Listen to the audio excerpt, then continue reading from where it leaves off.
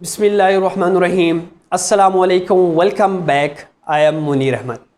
Dear students, हम kingdom protista को discuss कर रहे हैं और इस किंगडम में जो ऑर्गेनिजम्स हैं उनको हमने 3 मेजर ग्रुप्स में डिवाइड किया है।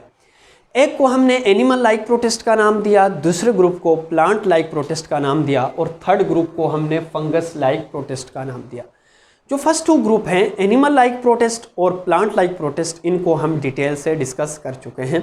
फिर उसके बाद हमने जो थर्ड ग्रुप था जिसका नाम फंगस लाइक प्रोटिस्ट है, इनको हमने प्रीवियस लेक्चर में इसका जस्ट इंट्रोडक्शन किया था कि फंगस लाइक प्रोटिस्ट कौन से हैं, फिर इन प्रोटिस्ट को फंगस लाइक प्रोटिस्ट क्यों कहते हैं, इनके अंदर ऐसी कौन सी करैक्टरिस्टिक्स हैं जो फंजाई की तरह हैं। फिर उसके बाद अगर इनकी करैक्टरिस्टिक्स फंजाई की तरह हैं तो फिर इनको किंगडम फंजाई में क्यों नहीं रखा। तो इन कंसेप्चुअल क्वेश्चन का आंसर हमने प्रीवियस लेक्चर्स में दिया और लास्ट में हमने जो फंगस लाइक प्रोटिस्ट हैं इनको 2 मेन ग्रुप्स में डिवाइड किया था।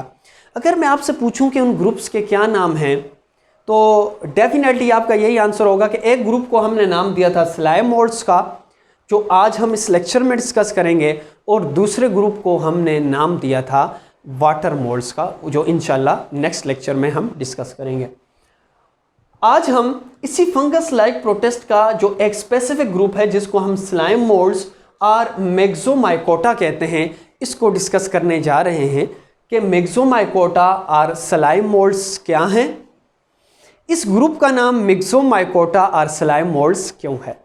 फिर उसके बाद इसको प्लाज्मोडियल स्लाइम मोल्ड्स कहते हैं, तो इस ग्रुप का नाम प्लाज्मोडियल स्लाइम मोल्ड्स क्यों है। फिर इस ग्रुप को हम कंज्यूमर डिकम्पोजर प्रोटिस्ट कहते हैं, तो क्यों कहते हैं। फिर इस ग्रुप में जो ऑर्गेनिजम्स हैं उनकी जर्नल करैक्टरिस्टिक्स देखेंगे।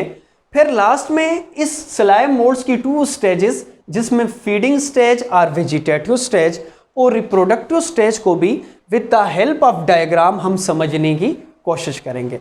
सो लेट्स स्टार्ट मेग्जोमाइकोटा और स्लाइम मोल्ड्स।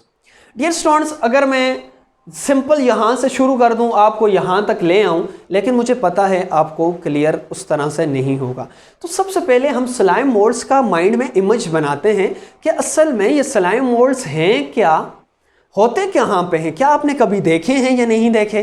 तो अगर आपके माइंड में एक बार इमेज बन गया तो आपको एक्सप्लेन करना बहुत आसान होगा। तो डियर स्टूडेंट्स, अगर आपने पुराना गला सड़ा अगर जो कटा हुआ दरख्त उसका स्टेम देखी हो, तो उस स्टेम के ऊपर आपने जो ब्राउन यूं स्ट्रक्चर्स, आपने इस तरह की ब्राउन कलर की स्ट्रक्चर्स देखी होंगी। ये जो ऊपर स्ट्रक्चर्स निकली हुई होती है इस गले सड़े स्टेम से, इसको असल में स्लाइम मोल्ड्स कहते हैं। या इसके अलावा आपने अक्सर देखा होगा कि जहाँ पे घास पड़ी हुई होती है तो उस घास के जो ब्लेड्स होते हैं तो उसके आसपास, उसके घास के पत्तियों के आसपास जो बाल लाइक जेली लाइक स्ट्रक्चर्स मौजूद होती हैं, जो डिफरेंट कलर में पर्पल, ग्रे और ऑरेंज कलर में आपने अक्सर देखी हों। या आपने जो लीव्स गले सड़े पुराने पड़े हुए हों, उन पत्तों के ऊपर आपने येलोइश या आपने यूं येलो लाइक नेटवर्क सा देखा होगा, कुछ इस तरह की स्ट्रक्चर्स देखी होंगी, तो असल में ये स्लाइम मोल्ड्स हैं। क्लियर है। तो मैं यहाँ पे आपको एक रेकमेंड करूँगा कि आप ज़रा सा गूगल में जाएं और गूगल में स्लाइम मोल्ड्स लिख के सर्च करें तो आपके पास इनकी पिक्चर आ जाएगी और उस पिक्चर से आपके माइंड में इमेज बन जाएगा कि हाँ, हमने ये स्लाइम मोल्ड कहीं ना कहीं देखा हुआ है। सो लेट्स स्टार्ट, हम अपने टॉपिक की तरफ जाते हैं कि मेग्जोमाइकोटा और स्लाइम मोल्ड क्या है। सबसे पहले हम ये समझते हैं कि इस ग्रुप का नाम मेग्जोमाइकोटा और स्लाइम मोल्ड क्यों है। सो इसको हम एटिमोलॉजी की हेडिंग के नीचे डिस्कस करेंगे। मेग्जोमाइकोटा जो है वो लैटिन वर्ड यानी लातीनी ज़ुबान से निकला है, मेग्जो और माइकोटा से। जो मेग्जो का लफ्ज़ है उसको कहते हैं स्लाइम। मेग्जो मीन स्लाइम। स्लाइम कहते हैं gelatinous material, jelly like structure को, सॉफ्ट स्ट्रक्चर को। और जो माइकोटा का लफ्ज़ जहाँ भी आए तो इसका मतलब है ये मोल्ड्स को कहते हैं या फंजाई को कहते हैं। क्लियर है। माइकोटा निकला है म्यूकिटस से, जिसका मतलब होता है फंजाई और मोल्ड्स। तो इस वजह से इसका नाम मेग्जोमाइकोटा है, क्योंकि इसके अंदर हम स्लाइम मोल्ड्स को डिस्कस करते हैं। अब आपके माइंड में ये क्वेश्चन है कि सर जो फंजाई और मोल्ड्स हैं इनको तो हम किंगडम फंजाई में डिस्कस करते हैं, तो आपने तो फंगस लाइक प्रोटिस्ट में इसका नाम लिख लिया फंजाई और मोल्ड्स का। तो बिल्कुल वैलिड क्वेश्चन है। जो फंजाई या मोल्ड अगर सिंपल वर्ड हो तो इसका मतलब है ये किंगडम फंजाई के मेंबर हैं, लेकिन यहाँ पे आप गौर करें तो मोल्ड के साथ सलाइम भी है, तो इट्स मीन के सलाइम का वर्ड लग गया है, तो ये फंगस लाइक प्रोटिस्ट की बात हो रही है। क्लियर है। अब इस ग्रुप को प्लाज्मोडियल सलाइम मोल्ड्स भी कहते हैं। क्यों कहते हैं? वो इस वजह से कहते हैं कि यूं ही जब ये फीडिंग करेगी तो फीडिंग के दौरान ये एक स्टेज बनाएगी जिसको हम प्लाज्मोडियम कहते हैं, तो इस वजह से इसको हम प्लाज्मोडियल सलाइम मोल्ड्स कहते हैं। कंफ्यूज नहीं होना, अभी हम स्टेजेस में इसको डिस्कस करेंगे। अब इन्हीं को हम कंज्यूमर डीकंपोजर प्रोटिस्ट भी कहते हैं। अब सलाइम मोल्ड्स के ये जो प्रोटिस्ट हैं इनको हम कंज्यूमर और डीकंपोजर प्रोटिस्ट क्यों कहते हैं? इस वजह से कहते हैं क्योंकि ये पुराना जो ऑर्गेनिक मटेरियल या जो मरे हुए ऑर्गेनिजम्स हों उनके ऊपर पाए जाते हैं और उनको कंज्यूम करते हैं, यानी उनको खाते हैं और उनको डीकंपोज करते हैं। डीकंपोज मीन उनको तोड़ फोड़ करके उस जगह को साफ कर देते हैं। इस वजह से इन प्रोटिस्ट का नाम कंज्यूमर डीकंपोजर प्रोटिस्ट है। अब जर्नल कैरेक्टरिस्टिक्स पे जाते हैं। जैसा कि मैंने आपको इंट्रोडक्शन के टाइम बताया कि ये कहाँ कहाँ पे पाए जाते हैं, वही मैंने यहाँ पे हैबिटेट में लिख लिया है। They live in damp soil, rotting logs. Rotting logs कहते हैं, लॉग्स जो पुराने गले सड़े जो लकड़ी हो, राड हो, उसको लॉग्स कहते हैं, और रॉटिंग लॉग्स कहते हैं गले सड़े को। इसके अलावा डिकेइंग लीव्स, जो पुराने गले सड़े पत्ते हों उनके ऊपर पाए जाते हैं। Or other dead organic material, या दूसरे जो मरा हुआ मटेरियल ऑर्गेनिजम्स हैं उनके ऊपर पाए जाते हैं। जो मैंने यहाँ पे ग्रासेस वाली बात की, ग्रास ब्लेड्स वाली बात की, वो यहाँ पे मैंने लिख भी दी है कि रिजेंबल स्मॉल पर्पल और ब्लैक बॉल, कि ब्लैक बॉल की तरह या पर्पल नमा structure attach to the blades of grass, कि ब्लेड्स ऑफ ग्रास के साथ अटैच होती है। जो आपने अक्सर देखा होगा जो डिफरेंट कलर्स में होती है, जिसमें creamy white, yellow, orange, purple, grey, और ये होता क्या है, जेली लाइक मास होता है। ये जो मटेरियल होता है ये जेली लाइक मास होता है, सिचुएटेड इन द लांस। आपने अक्सर लांस में जहाँ पे घास वगैरह हो तो वहाँ पे देखी होगी। अब इसकी न्यूट्रिशन की बात करते हैं। न्यूट्रिशन में जैसे हमने ये कहा कि ये डेड ऑर्गेनिक मैटर पे पाया जाता है, तो वहाँ से अपनी फूड लेता है, तो इसका ये मतलब हुआ कि इनके अंदर क्लोरोफिल नहीं होता, तो क्लोरोफिल एब्सेंट होने की वजह से ये अपनी फूड खुद प्रिपेयर नहीं कर सकता। तो न्यूट्रिशन में मैंने यहाँ पे पॉइंट लिख लिए, दे आर सेप्रोफिटिक। अब यहाँ पे समझने की बात यह है कि ये सेप्रोफिटिक है क्या चीज़। सेप्रोफिटिक उन ऑर्गेनिजम्स को कहते हैं जो अपनी फीड या अपने जो फूड लेते हैं वो डेड मटेरियल से लेते हैं, जो मरा हुआ हो, तो उसको हम सेप्रोफिटिक कहते हैं। यहाँ पे मैंने पॉइंट लिख लिया है, feed on dead decaying matter, क्योंकि ये डेड डिकेइंग मैटर पर डेड चीज़ों से, मुर्दा चीज़ों से फूड लेते हैं, तो इस वजह से सलाइम मोल्ड्स को हम सेप्रोफिटिक कहते हैं। इसके बाद ये तो मैंने 3 लाइन्स लिखी हुई हैं, ये अभी मैं स्टेजेस में जब एक्सप्लेन करूंगा तो उसके बाद इसको मैं रीड करूंगा ताकि आपका कंसेप्ट क्लियर हो जाएगा। इसके बाद जो सलाइम मोल्ड्स हैं इसकी 2 स्टेजेस हैं, एक को फीडिंग स्टेज और वेजिटेटिव स्टेज, और दूसरे स्टेज को रिप्रोडक्टिव स्टेज कहते हैं। असल में ये कहानी क्या है, फीडिंग स्टेज क्या है, रिप्रोडक्टिव स्टेज क्या है, with the help of diagram हम समझने की कोशिश करते हैं। फॉर एग्जाम्पल ये हमारे पास सलाइम मोल्ड है और सलाइम मोल्ड डिप्लॉइड होता है, यानी 2n होता है।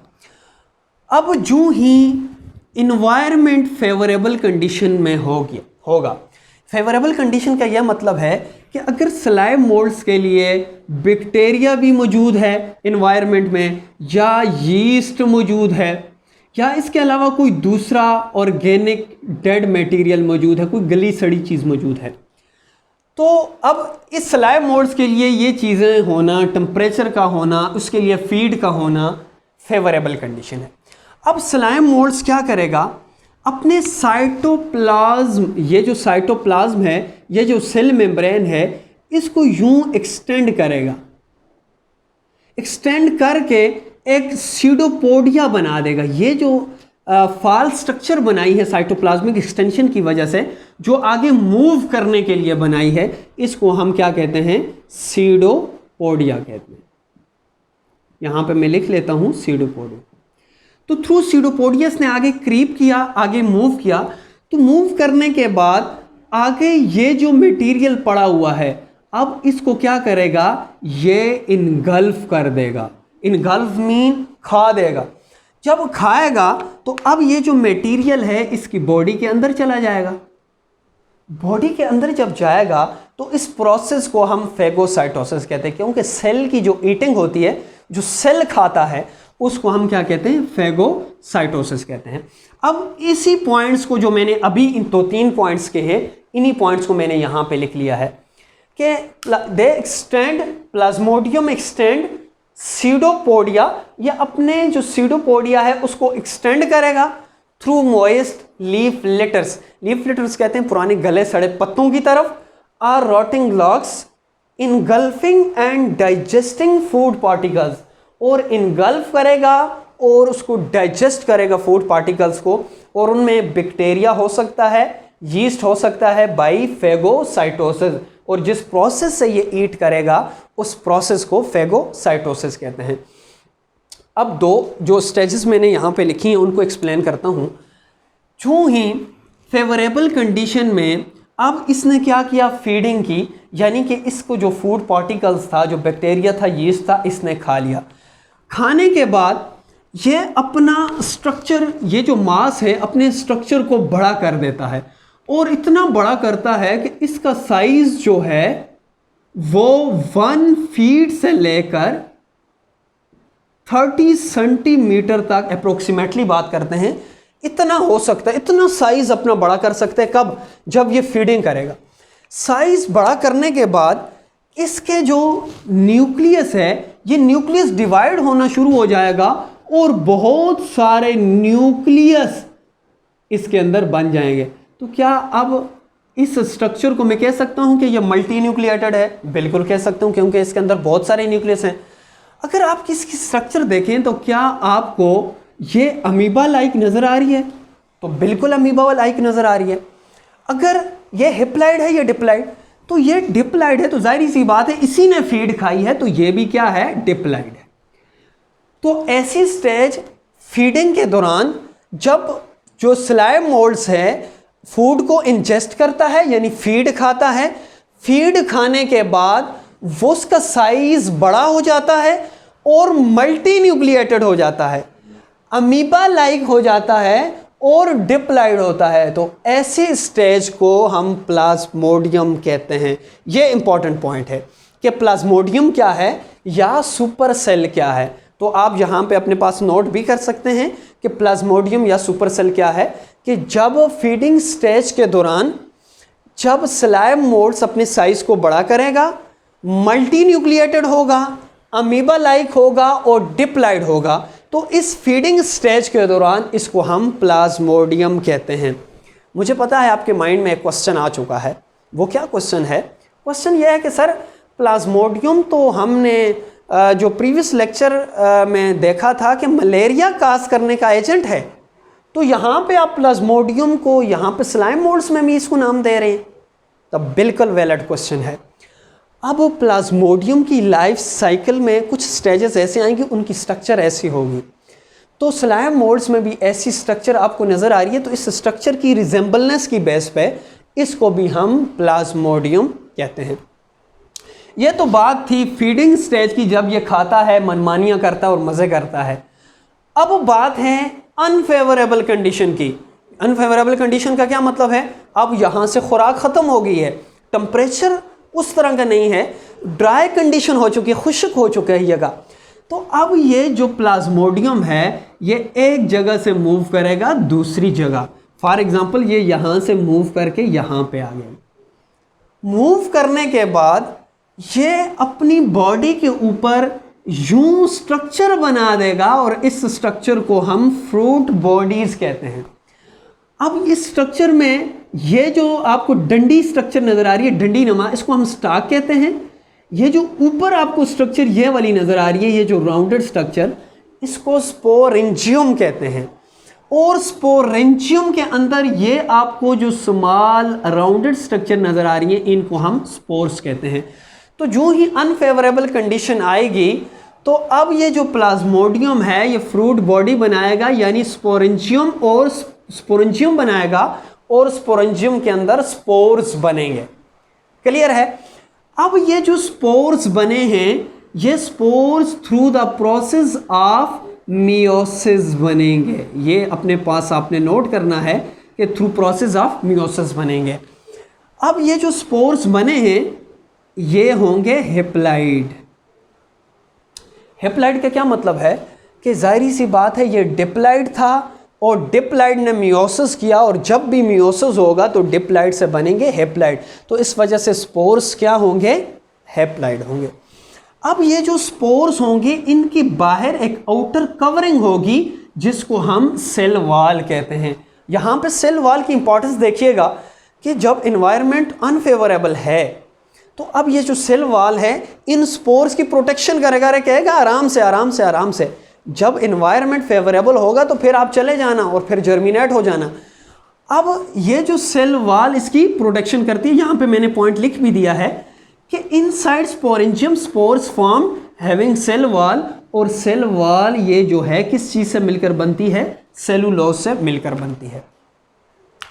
अब ये जो स्पोर्स हैं, अब ये स्पोर्स 2 डिफरेंट सेल्स में जर्मिनेट होंगे। एक इस टाइप का सेल्स बनाएंगे अमीबा लाइक, और दूसरे इस टाइप के सेल्स बनाएंगे जिसको हम फ्लैजेला। अब इनको भी हम गेमीट्स कहेंगे, इनको भी गेमीट्स कहेंगे। ये बने कहाँ से? इन स्पोर्स से बनेंगे। अब आपके माइंड में ये क्वेश्चन है कि सर इन स्पोर्स से ये अमीबा लाइक बन रहे हैं और इन्हीं स्पोर्स से, कुछ स्पोर्स से ये बाइफ्लैजेला लाइक स्ट्रक्चर्स बन रही हैं, तो क्यों बन रही हैं? क्लियर है? जब इन स्पोर्स के लिए कंडीशन होगी ड्राई तो ये स्पोर्स गेमीट्स बनाएंगे अमीबा लाइक। क्लियर है? जिसको हम माइक्सा अमीबी या अमीबा लाइक सेल्स कहते हैं। लेकिन अगर इन स्पोर्स के लिए कंडीशन है फेवरेबल, यानी कि वेट कंडीशन है, तो अब ये जो स्पोर्स हैं, कुछ स्पोर्स जो हैं वो एक स्ट्रक्चर में कन्वर्ट हो जाएंगे जिनको बाइफ्लैजिलेटेड स्वार्म सेल्स कहते हैं। बाइफ्लैजिलेटेड इस वजह से कहते हैं कि क्योंकि इनके अंदर बाई यानी 2 फ्लैजेला होते हैं। अब ये जो 2 अमीबा लाइक सेल्स बने या 2 ये जो स्वार्म सेल्स बने, ये भी हेप्लाइड होंगे क्योंकि स्पोर्स से बने हैं। अब ये जो अमीबा लाइक सेल्स हैं ये दोबारा आपस में मिलेंगे, फर्टिलाइजेशन करेंगे तो हमारे पास जाइगोट बन जाएगा, और जाइगोट आपको पता है डिप्लाइड होगा क्योंकि N और इस N से मिलकर बने। इसी तरह बाइफ्लैजिलेटेड सेल्स दोनों इंटीरियर एंड से आपस से फर्टिलाइजेशन करेंगे, और फर्टिलाइजेशन करने के बाद यहाँ पे जाइगोट बन जाएगा। यूं जाइगोट बना, लेट्स सपोज ये जाइगोट बन गया। अब ये जाइगोट क्या होगा? डिप्लाइड होगा क्योंकि N और N से मिलकर बना है। N और N 2N बन गया। अब ये जाइगोट उसी तरह दोबारा से फीडिंग स्टेज, यानी इसको फीड मिलेगी तो दोबारा से फीडिंग स्टेज और प्लाज्मोडियम, और इसी तरह ये साइकिल चलता रहेगा। इसी तरह ये भी जब इसको अब फीड मिलती रहेगी तो फीड की तरफ मूव करेगा और अपने साइज को बढ़ाएगा तो प्लाज्मोडियम बन जाएगा, और उसके बाद इसी तरह ये रिप्रोडक्टिव साइकिल कंप्लीट करेगा। तो ये इसकी फीडिंग स्टेज है। अब यहाँ पे एक इंपॉर्टेंट पॉइंट है, कहते हैं कि जो फीडिंग स्टेज है या जो वेजिटेटिव स्टेज है वो स्टेज जो है वो एनिमल लाइक होता है। इसका क्या मतलब है? यहाँ पे मैं लिख लूँ, अगर यहाँ पे ही मैं लिख लूँ कि ये वाला जो स्टेज है ये एनिमल लाइक है।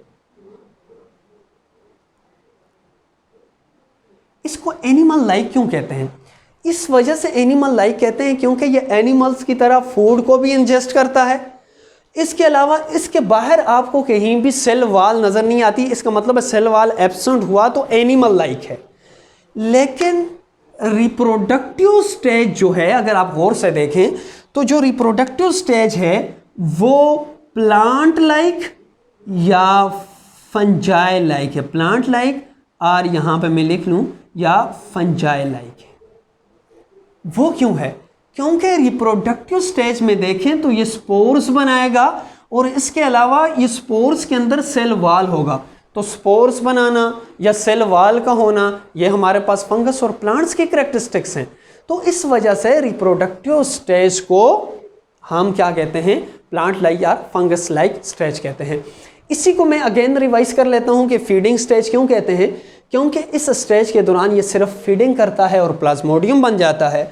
और रिप्रोडक्टिव स्टेज इस वजह से कहते हैं क्योंकि इस दौरान ये स्पोर्स भी बनाता है और इस दौरान ये गेमीट्स भी बनते हैं और फर्टिलाइजेशन होकर दोबारा से ये फीडिंग स्टेज में चला जाता है। इसके बाद अब लास्ट में जो स्लाइम मोल्ड है उसकी एग्जांपल देखते हैं। स्लाइम मोल्ड की एग्जांपल है जिसको हम फाइसेरम कहते हैं, ये अपने पास नोट कर लें। तो इंशाल्लाह हम नेक्स्ट क्लास में जो फंगस लाइक प्रोटिस्ट का जो नेक्स्ट ग्रुप है जिसको हम वाटर मोल्ड्स कहते हैं उसको डिटेल से डिस्कस करेंगे। अगर इस लेक्चर से रिलेटेड आपको कोई भी कन्फ्यूजन हो, कोई भी पॉइंट हो, कोई भी सजेशन हो तो आप हमें लाजमी बता सकते हैं। तो इंशाल्लाह नेक्स्ट लेक्चर में मुलाकात होगी, तब तक के लिए इजाज़त दीजिए। अल्लाह हाफ़िज़।